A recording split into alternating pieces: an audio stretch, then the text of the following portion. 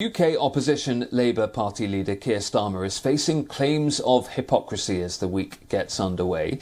This as he's being investigated now for possibly breaking COVID lockdown rules. A leaked memo published in British media suggests that Keir Starmer had an 80-minute dinner with Labour MP Mary Foy and other staff in Durham last year. Video of him drinking beer had already been circulating, but Starmer and the Labour Party have been insisting that no lockdown rules were broken because it was a work event and not a social one. On Friday, Durham police announced that they were reopening their investigation into the event.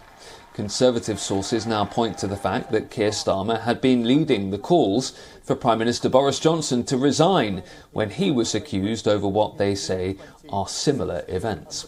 Both the Justice Secretary and the Deputy Prime Minister have said that the Labour leader had a bunch of questions to answer about the event in Durham. On April the 30th last year, England was under so-called Step 2 rules. Gathering indoors with people from outside your household was against the law.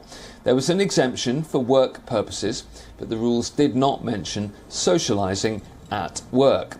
Bars and restaurants were open outdoors for groups of 6 people or 2 households, but indoor service was not allowed. So the question before Durham police will be whether the Labour officials eating and drinking together, whether that was necessary for work. And for more, we can go to our London correspondent now, Laura Makin-Isherwood, who's joining me live. And Laura, how much of a distraction is this for Keir Starmer at a time when he'd probably rather be talking about local election results from last week? Well, quite a significant one, really. He's actually pulled out of a planned event that he was meant to attend today.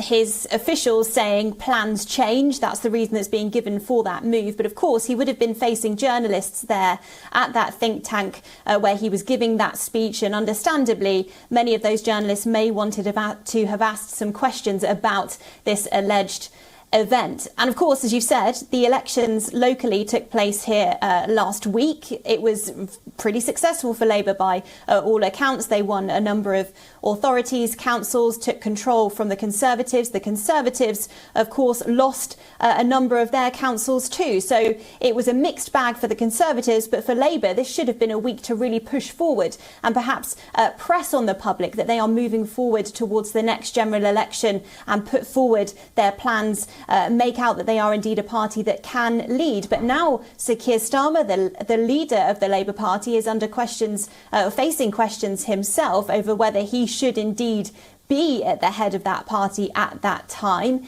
He has said that he will not step down. He will continue and be the leader of the Labour Party at the next general election. But there are now some reports in the Times that he may be considering that he would step down if he is found to have breached those rules, if the police do find that he has done something wrong in that respect. Of course, they are only reports in one newspaper, still awaiting that official announcement from Labour, if indeed it does come forward. But plenty of people now have their eyes on the Labour leader as to whether he himself has breached those lockdown rules. OK, and what about the Conservative Party response to all of this? They don't seem yet to be calling for Starmer to resign if he is fined by police. Whatever might that be? Well, of course, the Prime Minister Boris Johnson has been under his own sort of watch and scrutiny of late, hasn't he? After those parties that took place in Downing Street over a similar period of time. Of course, there is the ongoing investigation by police. People have been issued with fines within number 10. And if the Conservatives and the Prime Minister were to call for Sir Keir Starmer to step down, then there may be many people wondering whether the Prime Minister should follow that call as well and leave that office. So it may be in the favour of the government, the current government, to maybe not be so aggressive with its calls for that. However, they are saying that it's hypocritical of Sir Keir Starmer to be pressing on the Conservatives, firing a lot of questions at Boris Johnson at PMQs in Parliament, when clearly there may be some questions about Sir Keir Starmer's own behaviour. So the Conservatives accusing him of hypocrisy, saying that there are plenty of questions to answer, but as you said, not so far calling significantly for him to resign. Thank you, Laura.